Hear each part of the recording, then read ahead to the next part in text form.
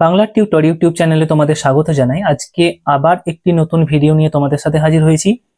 ভিডিওর শুরুতেই তোমাদের বলে রাখি, আজকে তোমাদের সংস্কৃত বিষয়ের দ্বাদশ শ্রেণীর কারকের ক্লাস আছে। ক্লাসটি অত্যন্ত গুরুত্বপূর্ণ এবং দীর্ঘ হতে চলেছে, অর্থাৎ একটা ক্লাসের মধ্যে আমি সমগ্র কারকের সমস্ত বিষয়টা নিয়ে আলোচনা করব। তাই অবশ্যই ভিডিওটা মনোযোগ সহকারে দেখবে, কারণ এটা খুবই গুরুত্বপূর্ণ ক্লাস। এর কেন গুরুত্বপূর্ণ সেটা আমি বলি। কারণ আগে তোমাদের সংস্কৃতর সিলেবাসের মধ্যে এই যে কারক ও বিভক্তি যেটা রয়েছে, এই কারক ও বিভক্তি থেকে কি ধরনের প্রশ্ন আসতো না, কারক নির্ণয় করো, এটার কোন বিভক্তি লেখো, এই ধরনের। কিন্তু এখন থেকে কি ধরনের প্রশ্ন আসছে, তোমরা যদি বিগত বছরের প্রশ্ন দেখে থাকো, তোমরা দেখতে পাচ্ছ যে কারক এবং সমাসের, বিশেষ করে কারকের সূত্র উল্লেখ করে সেই সূত্রের ব্যাখ্যাও চাওয়া হচ্ছে এবং উদাহরণও বলতে বলা হচ্ছে। তাই কারক বিষয়টার একটু প্রাথমিক জ্ঞান তোমাদের অবশ্যই দরকার, না হলে কিন্তু সেগুলোর উত্তর দিতে পারবে না। তোমাদের কারক দ্বাদশ শ্রেণীর তৃতীয় সেমিস্টারেও আছে, চতুর্থ সেমিস্টারেও আছে। তো অবশ্যই বিষয়টা গুরুত্ব সহকারে দেখবে। ভিডিওটা দীর্ঘ হবে, কিন্তু কিছু করার নেই। এবার দেখো, প্রথমে আমি বলি যে এখানে কারকের কোনো কিন্তু পাণ্ডিত্যপূর্ণ আলোচনা এখানে হবে না, আমি করছি না। আমি একদম সহজ ভাষায় তোমাদের জন্য কারকের কতগুলি যে গুরুত্বপূর্ণ জায়গাগুলো তোমাদের জানা দরকার, সেই গুরুত্বপূর্ণ জায়গাগুলোকে মাথায় রেখে একটা স্টাডি মেটেরিয়াল প্রস্তুত করেছি। সেই স্টাডি মেটেরিয়ালটাকে অনুসরণ করে তোমাদের বুঝিয়ে বুঝিয়ে কারক জিনিসটাকে সহজ করে বোঝাবো। বোঝা গেল? অনেকে এসে এখনই কমেন্ট করবে যে স্যার আপনি এটা বললেন না, ওটা বললেন না। হ্যাঁ, আসল যে সংস্কৃত কারক সেটা অনেক দীর্ঘ, সেটা নিয়ে যদি আমি ক্লাস করতে যাই তাহলে বোধহয় 10 দিন ক্লাস করালেও শেষ হবে না। তাই সেই বিষয়ের গুলোকে তোমরা এড়িয়ে যাবে। পাণ্ডিত্যপূর্ণ আলোচনা করতে আমরা এখানে আসিনি, ঠিক আছে? তোমরা দ্বাদশ শ্রেণীর ছাত্রছাত্রী, তোমাদের সুবিধার্থে তোমাদের বোঝার মতো করে আলোচনাটা করছি। দেখো, প্রথমে জিনিসটা যে কারক আর বিভক্তি, এই জিনিসটা কি, এই জিনিসটাকে আমাদেরকে বুঝতে হবে। সংস্কৃত ব্যাকরণের হৃদপিণ্ড হলো কারক। আমরা যখন একটি বাক্য বলি, এবার তোমরা বলবে বাক্য কাকে বলে, সেটা আশা করি তোমরা জানো, এটা আমি ধরে নিলাম। মনে করো আমি ভাত খাচ্ছি বা রাম ভাত খায়, এরকম একটা কথা আমরা বললাম, এটাকে বাক্য বলা হয়। বাক্য কাকে বলে না, অর্থপূর্ণ শব্দ সমষ্টিকেই বাক্য বলা হয়, যেটা মানে বোঝায়। সেখানে অনেকগুলো শব্দ থাকে, অবশ্যই অনেকগুলো শব্দের সমাহার। একটা বাক্য কি, এটা একটা শব্দ যোগ এটা একটা শব্দ যোগ এটা একটা শব্দ, এই পুরো সমাহারটাকে নিয়েই আমরা কি বলবো, একটা বাক্য বলি। কিন্তু সেই শব্দগুলো একে অপরের সাথে কিভাবে যুক্ত থাকে তা না জানলে বাক্যের অর্থ পরিষ্কার হয় না। এখানে এই যে একটা শব্দ পেলাম, এই যে একটা শব্দ পেলাম, এই যে একটা শব্দ পেলাম, এগুলো একে অপরের সাথে কিভাবে যুক্ত থাকে আমাদেরকে এই বিষয়টা নিয়ে কিন্তু জানতে হবে। না জানলে এই বাক্যটা সমগ্র অর্থটাকে আমরা কিন্তু করতে পারবো না, উল্টো পাল্টা করে ফেলাবো। এবার তাহলে কারক জিনিসটা কি, তাহলে এবার তোমরা দেখো। সহজ কথায় বাক্যের অন্তর্গত ক্রিয়াপদ, প্রত্যেকটি বাক্যে, এই যে এখানে আমরা দেখালাম যে একটি শব্দ শব্দ শব্দ যোগ হয়ে বাক্য তৈরি হয়েছে। এখানে এই শব্দগুলোকে, বাক্যে ব্যবহৃত শব্দগুলিকে পদ বলা হয়।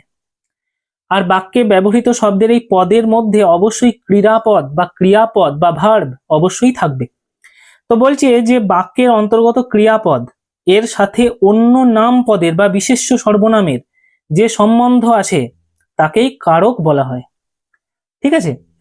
মনে করো এই বাক্যে, মনে করো আমি ভাত খাচ্ছি, এখানে নাম পদ হচ্ছে আমি, ঠিক আছে? ভাত হচ্ছে একটা অবজেক্ট আর খাচ্ছি হচ্ছে ক্রিয়াপদ বা ভার্ব।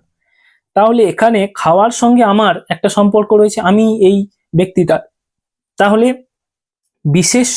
বিশেষ্য বা সর্বনামের সাথে ক্রিয়াপদের বা কাজের একটা সম্পর্ক থাকে, সেই কাজের সম্পর্কটা কি বলা হচ্ছে আমরা কারক। সহজ কথায় সংস্কৃতে একটা সূত্র আছে যে ক্রিয়ান্বয়ী কারকম, অর্থাৎ ক্রিয়ার সাথে যার অন্বয় বা সম্পর্ক আছে সেই হলো কারক।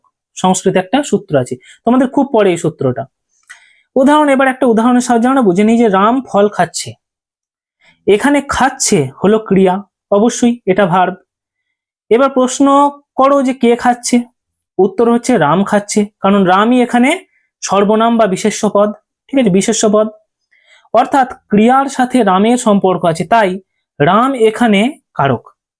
তাহলে কারক বলতে আমরা সোজা কথায় এই উদাহরণটা দিয়ে কি বুঝলাম না আমরা এটাই বুঝলাম যে কোনো একটি বাক্যের মধ্যে ক্রিয়াপদ, যেমন ধরো খাচ্ছে, ক্রিয়াপদটাকে দিয়ে যদি প্রশ্ন করি যে এটা কার সঙ্গে লিঙ্ক, কেউ খাচ্ছে, কেউ যাচ্ছে, কেউ কিছু করছে, কেউ কিছু করবে, কেউ কিছু ভাববে, দান করবে, বিভিন্ন করা নামক মানে করার বিভিন্ন কাজ আর কি। তো সেই বিষয়গুলো নিয়েই যার সাথে ক্রিয়াপদের যে কোনো সর্বনাম বা বিশেষ্যের সাথে যে সম্পর্ক থাকে তাকেই আমরা কারক বলবো। ঠিক আছে, এবার এখানে প্রসঙ্গতই আর একটা জিনিস এখানে আসে যে বিভক্তি, এই জিনিসটা আবার কি। ঠিক আছে, তাহলে সহজ ভাষায় দেখো বুঝে নাও, যদি কারক যদি সম্পর্ক হয় তাহলে বিভক্তি সেই সম্পর্কের চিহ্ন। বোঝা গেল? একটু আগে কি বলা হলো যে কারকটা তাহলে কি, ক্রিয়াপদের বাক্যে ক্রিয়াপদের সাথে বিশেষ্য বা সর্বনাম পদের একটা সম্পর্ক বা একটা লিঙ্ক।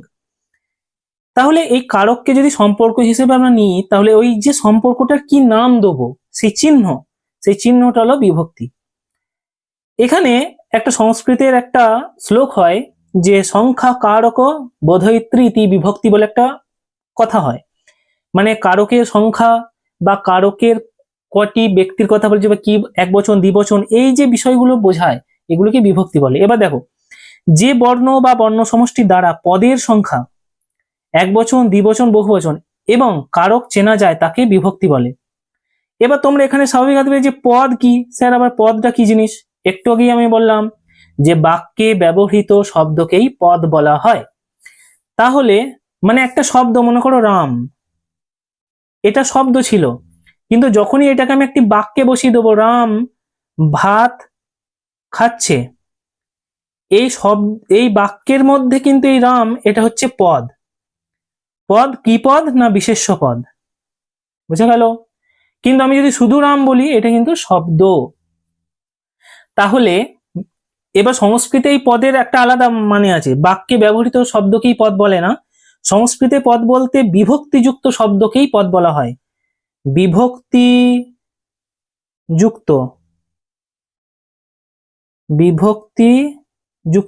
বিভক্তিযুক্ত শব্দকেই পদ বলা হচ্ছে। ঠিক আছে, এবার তাহলে দেখো বিভক্তির দ্বারা আমরা কি দেখতে পেলাম না, এক বচন দ্বিবচন বহুবচন এবং কারক চেনা যায়। যেমন একটি উদাহরণ দিয়ে এবার বিষয়টাকে আমরা বুঝি, তাহলে যে বিভক্তি জিনিসটা কি আমাদের সহজ করে আমরা বুঝি। দেখো, যদি বলি মা রান্নাঘরে হাতা দিয়ে বাটি থেকে দরিদ্রকে অন্ন দিচ্ছেন, একটা উদাহরণ নিলাম যে মা রান্নাঘরে বাটি থেকে দরিদ্রকে অন্ন দিচ্ছেন।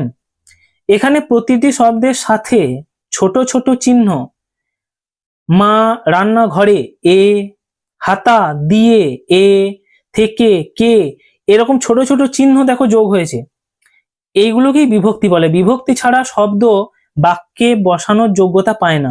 সংস্কৃতে একে বলা হয় অপদানং ন প্রযুক্তি, অর্থাৎ পদ ছাড়া বাক্যে ব্যবহার করা যায় না, অর্থাৎ বাক্যে শুধু শব্দ হয় না, বিভক্তি অবশ্যই লাগাতেই হবে। ঠিক আছে, এবার দেখো কারক ও বিভক্তির শ্রেণী বিভাগে আমরা চলে যাই। যে আমরা কারক পড়ছি, তাহলে কারক আর বিভক্তির শ্রেণী বিভাগটা তো আমাদেরকে একটু দেখতে হবে। দেখো, কারক হচ্ছে প্রধানত 6 প্রকারের। কর্তৃকারক প্রথমে বিভক্তি হয়, কর্মকারক দ্বিতীয়া বিভক্তি হয়, করণকারক তৃতীয়া বিভক্তি হয়, সম্প্রদান কারক চতুর্থী বিভক্তি হয়, অপাদানে পঞ্চমী, অধিকরণে সপ্তমী। তাহলে এখানে দেখো তোমাদের একটা প্রশ্ন জাগবে যে স্যার এখানে প্রথমা দ্বিতীয় সব হলো, ষষ্ঠীটা কই? ষষ্ঠী বিভক্তির তো কথা স্যার বলেননি, তাহলে এখানে কারকটা কই? ষষ্ঠীর কোনো কারক নেই, এটি শুধু বিভক্তিতে প্রয়োগ হয়। সেটা কেন হয় সেটা একটু পরে বলছি। দেখো, কর্তৃকারকে কে দিয়ে প্রশ্ন করলে যাকে উত্তর পাওয়া যায় সেটাই হচ্ছে কর্তৃকারক। রাম খাচ্ছে, কে খাচ্ছে? রাম খাচ্ছে। কর্মকারক কি বা কাকে দিয়ে প্রশ্ন করে? রাম ভাত খাচ্ছে, কি খাচ্ছে? ভাত খাচ্ছে, তাহলে ভাতকে দিয়ে প্রশ্ন পেলাম উত্তর। করণকারক কিসের দ্বারা খাচ্ছে? রাম চামচে করে ভাত খাচ্ছে, তাহলে চামচের দ্বারা ভাত খাচ্ছে, তৃতীয়া। সম্প্রদানে চতুর্থী হয়, কার জন্য বা কাকে দান করছে। মনে করে এরকম কোনো কথা হলো যে রাম দরিদ্রদের জন্য বস্ত্র বিতরণ করছে, তাহলে কার জন্য করছে? দরিদ্রদের জন্য করছে। অপাদান কারক কোথা থেকে করছে, কোথা, হোয়ার, ফ্রম। ঠিক আছে, কোথা থেকে। রাম দরিদ্রদের জন্য উদাহরণ দেওয়া যায় যে রাম দরিদ্রদের জন্য ঘর থেকে চাল এনে দিচ্ছে, তাহলে কোথা থেকে? ঘর থেকে। অধিকরণ হয় কোথায় বা কখন, কোথায় দানটা করছে? রাম দরিদ্রের জন্য খেলার মাঠে দান মানে অন্ন দান করছে, তাহলে কোথায়? খেলার মাঠে।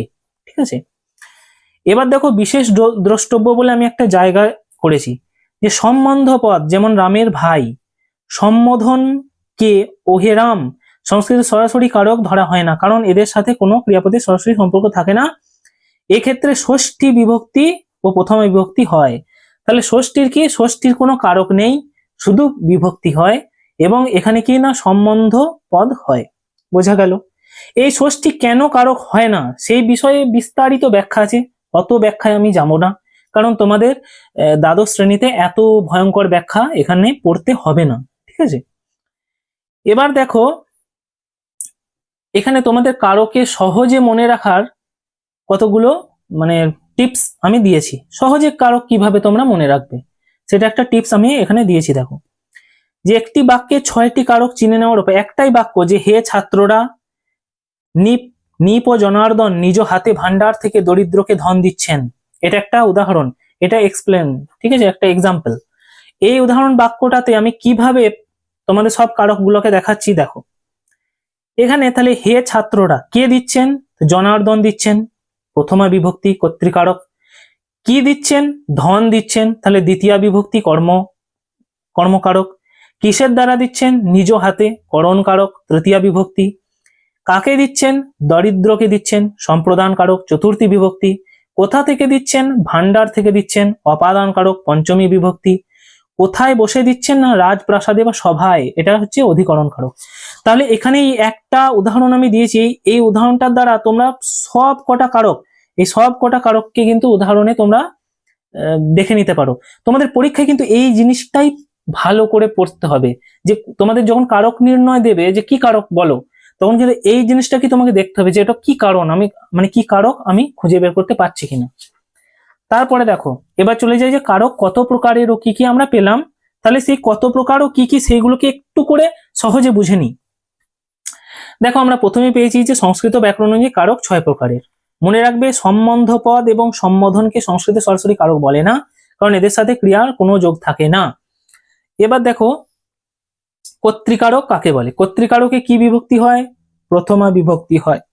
ঠিক আছে, বাক্যে যে নিজে ক্রিয়া সম্পাদন করে সেই কর্তা, কর্তায় প্রথম বিভক্তি হয়। প্রথমা বিভক্তি বিধায়ক সূত্র কি? স্বতন্ত্র কর্তা, এটা তোমরা অবশ্যই দেখবে, অর্থাৎ যে নিজে কর্ম করছে।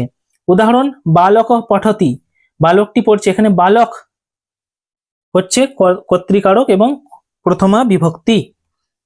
তারপরে দেখো কর্মকারক, কর্তা যার মাধ্যমে ক্রিয়াটি সম্পন্ন করতে সব থেকে বেশি ইচ্ছা প্রকাশ করছে তাকে কর্তুরীপ্সিততমং কর্ম। এখানে অনেক কিছু বোঝার আছে। এই সূত্রটা প্রকৃত যখন সংস্কৃত ব্যাকরণের তোমরা বৃহত্তর পাঠ নেবে, অর্থাৎ একদম ব্যাকরণের ডিপ পড়া পড়বে, তখন এই সূত্রটা কিন্তু অনেক ডিপ মানে আছে। কর্তার ঈপ্সিততমকে কর্ম বলা হয়, অর্থাৎ এখানে কথাটাকে ভালো করে দেখো, যে কর্তা যেটি করতে সব থেকে বেশি ইচ্ছা করছে, কথাটাকে ভালো করে মাথায় দেখো, তাকে কর্ম বলে, সব থেকে বেশি ইচ্ছা। উদাহরণ গজ ফলং খাদতি, হাতিটি ফল খাচ্ছে, এখানে ফল হলো কর্মকারক ফলং, অর্থাৎ এখন হাতিটি কি করছে? না ফল খেতে ইচ্ছা করছে বা খাচ্ছে, তাহলে ফলটাই এখানে এখন কর্মকারক। তারপর দেখো করণ কারক, করণ কারকে তৃতীয়া বিভক্তি হয়। ক্রিয়া সম্পাদনের ক্ষেত্রে যা প্রধান সাহায্যকারী বা যন্ত্র হিসেবে কাজ করে তাকে আমরা করণ কারক বলি, এতে তৃতীয় বিভক্তি হয়। উদাহরণ একটা সূত্র আছে যে সাধকতমং করণম, অর্থাৎ কর্তার যা সাধনা বা সাধক সেটাকেই করণ কারক বলে। এগুলো অনেক বিস্তারিত আলোচনা, এতই আমি যাচ্ছি না। কলমেন লিখতি, সে কলম দিয়ে লিখছে, এখানে কলম হলো মাধ্যম, কলমেন, তাই তো কলমের দ্বারা লিখছে, তাহলে এখানে দ্বারা দিয়া কর্তৃক কি হয়? তৃতীয়া হয়। তারপরে দেখো সম্প্রদান কারক চতুর্থী বিভক্তি। সূত্রটা কি? না যাকে কোনো কিছু চিরতরে দান করা হচ্ছে। এখানে দান, এই দান কথাটার মাধ্যমে কি বোঝা হয় জানো?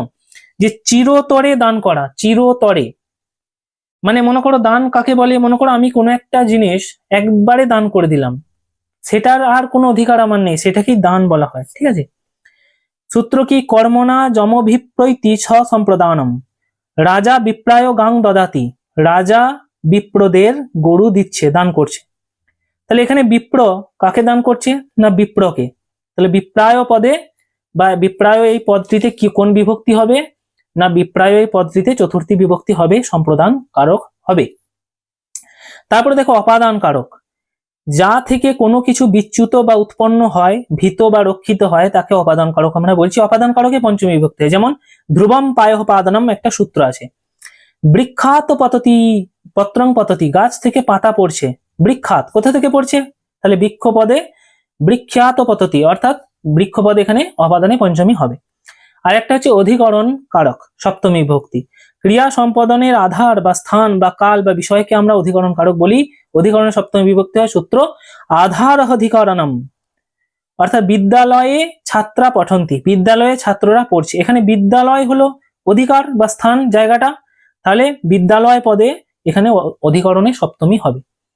আজকের এই ভিডিওটিতে এই পর্যন্ত রইল। এর দ্বিতীয় পার্টে তোমরা বাকি কারক বিভক্তির ডিটেল সূত্রগুলোকে তোমরা দেখবে, অর্থাৎ এই ভিডিওর 2 নম্বর পার্ট একটা দ্বিতীয় পার্ট হবে, সেটাতে অবশ্যই তোমরা বাকি অংশগুলোকে একবার দেখে নেবে। এই ভিডিওর কমেন্ট বক্সে সেই ভিডিওর লিঙ্ক থাকবে।